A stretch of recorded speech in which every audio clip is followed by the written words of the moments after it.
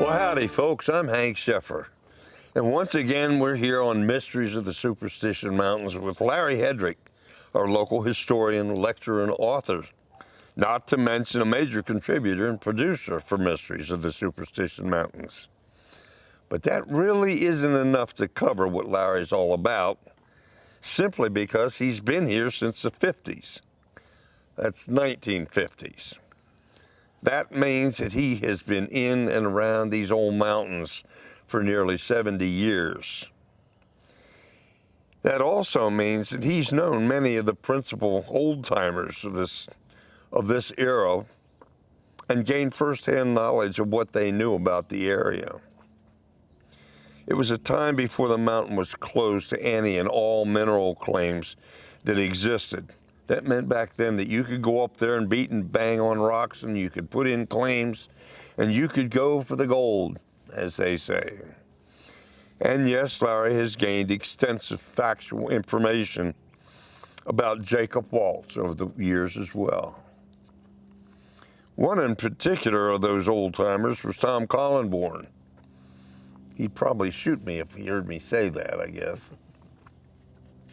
He was an avid collector, photographer, historian, and truly an amazing horseman. He and Larry became hard, fast friends and rode together throughout these mountains for many years, and they rode all over the mountains. It amazes me every day when I talk to Larry about where things are in the mountains. He says, "Oh, that's right over there. Oh, that's right over there." Well, yeah, right over there is a long way away if you're walking, let me tell you. Over those many years, the two men decided that the area really needed a museum. There was actually a really interesting part of that story when the two men decided to start the museum, because Tom kept talking about it and talking about it. Remember that? He kept saying, well, we ought to start one. We ought to start one. Well, Larry got fed up with that, and he finally said, okay, well, let's do it. And that's how it all got started. Well, moving along from that, let me tell you this. One of the questions that has come up to me over the years, over and over and over, was Jacob Waltz actually a real person? There's lots of irrefutable proof that he existed, but nobody ever talks about what the proof is. So what do we actually know about old Jake? Well, Jacob Waltz truly is a mystery of the Superstition Mountains. About 20 years ago, a book came out that was supposed to be the gospel about Jacob Waltz and the Lost Dutchman legend.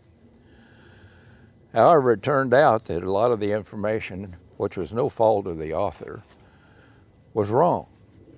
Some of it was even falsified, and that was so devastating that the book was stopped, and in fact, the family bought up several copies of it to keep it off the market. But as a direct result, two German gentlemen who both lived in Germany at the time, one of them lives in America now, who are genealogists. Their father was a genealogist, and they had worked with him years before they were working with themselves. And they knew exactly how the German record keeping was, which is somewhat difficult for us to understand. But they decided they were going to find this guy. And they done an amazing job, and they'd put a lot of research into it. And in 1905, they sent an unsolicited manuscript to the museum. And then one of them, Mr. Opal and his wife, came to the museum and visited with us. So using this document, which is several pages long and just absolutely full of footnotes, is what we're talking about. According to his baptismal records, he was born on November 2nd, 1810. And for whatever reason, his father gave him 250 gulden. I guess that's the same as a guilder that are used interchangeably, because he wanted to go to America. And he went up to a town. They were living in a town on a farm, which was a sizable farm in Vohenloh, Germany. And this is over near the Bavarian border in the kingdom of Württemberg. And he went to a town named Heilbronn, which is about 15 miles away. And he bought a shotgun. He bought 55 pounds of foodstuff, a fur cap, a money belt, because these were coins that these 250 coins, it wasn't paper money. And then he had a special box made that was about 4 foot long and a foot square, and a carrying strap for it. And he charged all of it to his dad, and and took off for America. But he did not go to the normal places that people leave Germany to leave the country. He left at Le Havre, France, which was 500 miles away, and really went out of his way to go there. And the ship that he was on was the Villa de Lion, and he arrived in New York in 1839. Now, his dad died in 1943, and 1843, and of course the estate went through what we would call a probate, and in those documents it showed that Jacob Waltz at that time in 1843 was living in New Orleans. And it also showed all the receipts for all these things that had been charged that his dad paid for him. It had the name of the person that sold the shotgun, the person that built the box, and all this kind of stuff. And he was given the 250 gulden, which, by the way, I've tried many times to find out what a gulden is worth today, and I couldn't do it, but I did find a place where it said 100 gulden was worth about $6,000 today. So when that guy got off the boat with all the things he charged and the 250 gulden he had in his money belt, minus his passage, and he was worth about $20,000 in 1839, which was a lot of money. And all these records were held against his share of the estate. So from there on, he was educated at the University of Heilbronn down near Stuttgart. And a lot of people have said that he had an education in geology. Well, I done some research on the University of Heilbronn. It was formulated in 1819. Jacob was only about 9 years old at that time, so he would have been in that university around the late 1820s or early 1830s. And it was an agricultural school, but it offered 4 courses in natural sciences, and one of them was mineralogy. So it is possible that he had some training in mineralogy. But the thing of it was, he had a degree in business administration. So I don't know what courses, today you go to school, you have elective courses, you have courses that you have to take to do certain things. I don't know if he had to take mineralogy at that time to be a business administration degree or not. But today, they offer about 20 different natural science courses. And instead of calling it mineralogy, today it's called geology course. Well, anyway, in 1848, he had signed an application in Natchez, Mississippi to be naturalized. And later that same year, well, I think it was January 1849, Sutter's Mill was found out in California. And the gold rush the news about the California gold rush began to spread across the nation. So he never finished his naturalization application, because we now find him in California. His mother died in 1852, and another probate took place, and the correspondence showed that he was in California. So we know beyond a shadow of a doubt we've got the right Jacob Waltz. He was in the 1860 census in 1861, he applied for citizenship in Los Angeles. And in 1862, he was in La Paz, Arizona. In 1863, he was in the Bradshaw Mountains in Arizona, south of Prescott. And there in 1864, he was on a special territorial census in Arizona. In 1865, he apparently founded two claims, and one of them was the Big Rebel and the General Grant. And we found some documents on that, but I'm just going to state right now, we've seen half a dozen of his signatures, and the signatures on those claims, I'm just going to come right out and say I don't think that's Jacob Waltz. Anyway, in 1868, he moved to Phoenix. Well, that really shows us that Jacob Waltz really was a real person. But you know what's really interesting to me is I've always been curious as to when he actually got to Phoenix and what did he do when he got here. When he finally got here, what was he doing in Phoenix? Well, among the first things he did is he got a homestead for 160 acres. And that was on the north side of the Salt River. So in 1869, the rumors began to float around about this Dr. Thorne mine. And Cordon Cooley up in the Show Low area had met Mr. Thorne while they were in the military during the Civil War. And Thorne had told him all about this mine, and this is a story that you can go back and look that we've already done Dr. Thorne's mine and get the whole story. But Cooley and a couple of his friends went looking for it and run across some Pinell Indians who wouldn't allow them to cross the border, so they gave it up. But Mr. Banta, who was with Mr. Cooley, was a newspaper man, and he sent information to the Prescott Miner, and the guy that was running the newspaper in Prescott was named Mr. Miner.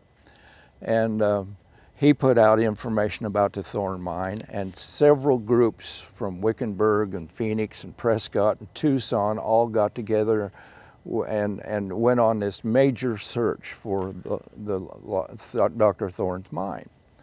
A fellow named Milton Rose had written a book called The Rainbow's End.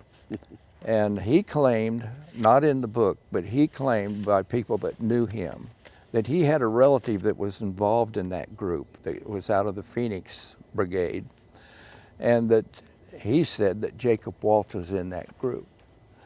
Well, apparently, after this all dissolved, and there was a roster of all the men, and we know the names of at least a dozen of them, but there were about 276 people involved in this search. Ooh. And it wasn't a military thing, so the roster did not survive. Nobody kept it after it was over. So we don't know that he was actually signed up on a roster. That's a lot of folks. Yeah. And so anyway, apparently, he continued on searching after this whole thing dissolved and everybody went home. On his own? On his own. Oh. And of course, one of the things I want to clear up, you know, he allowed Jack Swilling, who was called the father of irrigation in Arizona, opening up all those Hohokam canals. He allowed him to put the canal across the corner, the southeast corner of his 160 acres, and Jacob was actually involved in working with Swilling on that Dutch ditch, they called it. And when the flood came in 1891, we've had several people ask questions, well, if his adobe was swept away, how come they were able to recover the gold? Why wasn't the gold that was in his house swept away? Well, he wasn't anywhere near the Salt River. He was a quarter of a mile north of the Salt River. He wasn't in the floodplain of the river. He wasn't in the river's current. It was the Dutch ditch that overflowed on the corner of his property. And his house was under a foot or two of water, but he wasn't in the current. And you know what water does to adobe? His house just melted. and was unlivable. And it didn't sweep the gold away. All his goods were taken over to Julia Thomas's, where she took care of him. And he developed pneumonia there. And you know, over a period of time taking care of him, he told her some things about the mine and stuff like that, because she knew he had this gold.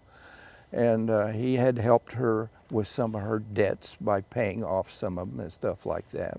When he was on his deathbed, everybody says that Julia Thomas was the one he told all the information to, but that's not true. We know that Julia Thomas went out looking for a doctor, and she ran across two people that she knew there, Richard Holmes and Gideon Roberts, and asked them to take care of him while she found the doctor. Well, the doctor was tied up delivering a baby, and it was a couple of hours before she got back with the doctor, and he had already passed away. So it was Mr. Holmes that received the information of Jacob Waltz on his deathbed about where the location of the mine was. And it was Mr. Holmes that received the gold that was under his bed, the 48 pounds of very rich gold ore, and that assayed out at a considerable amount of money. And it was sold to a jewelry store, and it had to be assayed so the jewelry store would know what the value was, and that assay took place by a fellow named Joe Porter. And this is another myth that took place. Many people say that Jacob Waltz high-graded that ore from the Vulture mine in Wickenburg. Well, Joe Porter was the assayer for the Vulture mine. That's all this guy did from day to day. He was assay Vulture gold. And so when he'd be the one to know, wouldn't he would be the one to know. And when he saw the Dutchman's gold, he absolutely said, no way is it similar to the Vulture mine. Julia Roberts was upset about this because she thought the gold should have went to her. She took care of him all that time. And this caused a rift between Roberts and Thomas and her allies, and that was never healed. And the reason we know a little bit about, and we'll get into this a little later, about the truth of this matter of Mr. Roberts, because this brings in a fellow that I've known for over 40 years, Mr. Clay Wurst, who's what we refer to affectionately as a Dutch hunter that spent many years looking for the lost Dutchman mine. And Clay was a partner with Mr. Holmes's son for 20 years. Brownie told Clay, he says, you know, my father never lied to me, and I've never lied to you. And they searched for this mine for 20 years after that. Now, the custody of the gold has been clearly documented by an affidavit that Brownie made, and we're going to post the affidavit here so everybody can read it for themselves. So after Waltz died is when things really started getting interesting in this whole scheme of things. So what really did happen next? I mean, he's now on his way to the ground. He's dead. Well, now, this is Julia Thomas sold her bakery ice cream store, and she funded the operation to go into the mountains with the Patrash brothers. She bought a wagon and a team to pull the wagon, all the camping gear, all the food stuff, and they took off into the mountains in July, the hottest part of the year in Arizona. And they were out there for a couple of weeks searching for this mine on the meager information that she had. They ended up bankrupt. The whole town knew that they had went on this search. She just destroyed herself looking for this mine. It's really fair at this point then to say that Julia Thomas and the Patrash brothers and their father were the first Dutch hunters per se. But you can also say, just as factually, that they were the first losers as well. I mean, if she wound up totally broke What'd she do to make any money?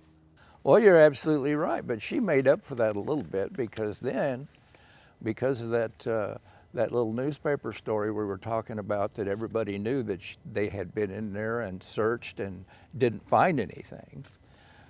This fellow named P.C. Bicknell approached her, another newspaper man who was a freelance reporter for several newspapers, and he gave her an interview, which most people thought that he gave her some money for.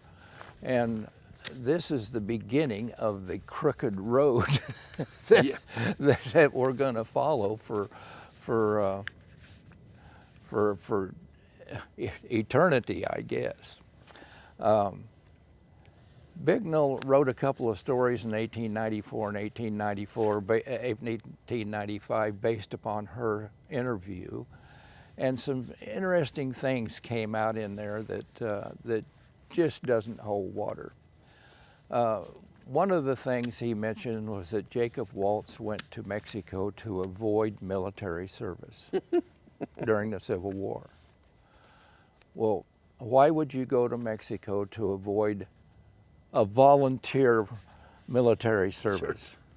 Because the California column that came into Arizona in 1862 to deal with the Confederates was an all-voluntary force out here in the West. And Jacob Waltz didn't need to worry about being involved in that at all. And of course, he wasn't involved. We didn't have to go anyway. We know exactly where he was. And this goes back to maybe when he left Germany. One of the suppositions was that he possibly left Germany to avoid military service. And he may have relayed this information to Julia at some point in time, and now it's gotten all mixed up. There were 6 wars going on in Europe at the time Jacob Waltz left. And it could well be that he didn't want to be involved in that. But that's neither here nor there. The point is he went to Mexico to avoid military service. He met Peralta, and Peralta gave him a verbal information on how to find the mine. He picked up a partner in Tucson named Weiser, and they went with this verbal information and found this mine. But in 1953, Sims Ely came out with a book, The Lost Dutchman Mine, in which he made the statement, which obviously was based upon something Bicknell said in those stories, that Jacob Waltz went to Mexico and saved Peralta's life in a bar fight. What a great guy. Yeah. And Peralta was so impressed with him and his partner, Weiser, which was now already there instead of being picked up in Tucson, and that they were Confederate veterans, and he made a deal with them and ended up giving them a map to go back up and find the Lost Dutchman mine. Now, listen, who made up what? Apparently, we're talking about 2 newspaper men. Sims Ely was a newspaper guy. We know that Bicknell was selling his articles to the Chronicle in San Francisco and all over the country, for that matter. So it's apparent to us from what we're seeing here that it really doesn't matter if the stories were true or not, because the legends have come down with all that Who Struck John in it, and we know for a fact that none of it was true. That's absolutely correct, and we could go on indefinitely about the things that we've found that can't possibly be true. They were mostly made up, and almost every one of them had to do with the media. Even Adolph Ruth in 1931. The media picked that up and spread that all across the country and started a whole another wave of Dutch hunting. Well, it sells papers. Absolutely, it sells papers, and that's what we're talking about here. Most of the information that we're learning about the Lost Dutchman mine has been blown completely out of proportion. And of course, Julia then started making maps after this interview with Bicknell, and we can probably show 2 or 3 maps that Julia supposedly was to draw that are virtually reversed from each other. All the maps have been doctored, and to the point that you don't know up from down. We know that even with Bicknell, some of his own stories he got things backwards in his own stories, and he disclaimed his own stuff, even in the same article. We know that. There again, here in modern times, this very day, this stuff is still going on.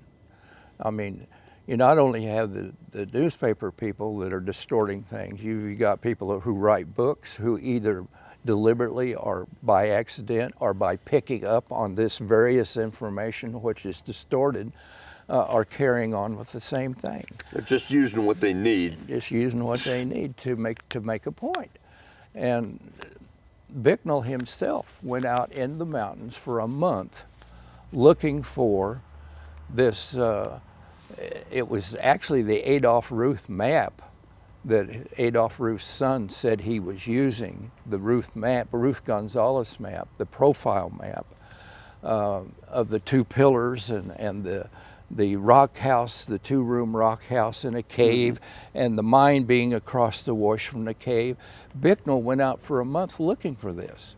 And he found the two-room rock house in a cave. Some people still hang on to that two-room rock house he found as the gospel to where the Lost Dutchman mine is located, way over on the east side.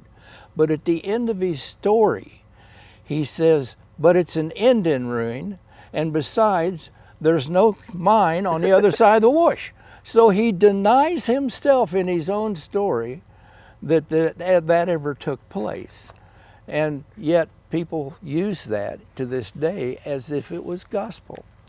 Not only that, some people go so far as to say, well, the Dutchman and Julia and Reini Petrash, who all spoke fluent German, didn't know the difference between 5 and 15 in German. And of course that 15 miles got it over to the rock house. You know, which was garbage anyway. Well, the distortions that go on here are unbelievable. And then of course, you know, there's the one story about the sample of the gold that was made into a matchbox, and a certain piece of ore from a certain mine on the east side, and another piece of ore that was found in the mountains, all exhibit mercury vapor, proving all three pieces come from the same mine. Well, the government run a geological survey on mercury vapor in several places out here in the west, including the Superstition Mountains. And the survey showed that the Superstition Mountains, the mercury vapor emitting from Superstition Mountains, is bigger than all the rest of them put together. So, and that is an indication of deep-seated mineralization. And that's not just one place. That's not just one place in the Superstitions. But the Superstitions is an indication, the mercury vapor is an indication of deep-seated mineralization. So who's to say that some outcropping someplace didn't surface that contained gold? And you know, I don't know where it is. You don't know where it is. No. Nobody knows where it is, and I don't care where it is. My bank account would be a whole lot different than what it is now, too, if I knew where that gold was. Well, folks, the main reason that we put this video together was to focus on how important it is. If you're going to come out here, and so many people have commented that that's just what they want to do, to go up in this mountain and either search for gold or just go up and enjoy the mountain, or go up to camp in a long extended camping session, or take a long hike, because some of them are quite long. You need to do your homework. Find out what it is, and please don't go in July or August. More people die in July and August on this mountain than any other month. So we know that lots of people have paid far too large a price just to go in these mountains over the years. Yeah, when Tom and I were putting the museum together, we had some information about traffic and stuff like that. And Tom had made the statement that from the beginning of keeping records about the Superstition Mountains until about 1980, over 350 people have died from all causes in the Superstitions. And now you've got to add another 30 years to that. So but it proves to us once and for all that Jacob Waltz isn't the only mystery of the Superstition Mountain. Thank you for watching this episode of Mysteries of the Superstition Mountains.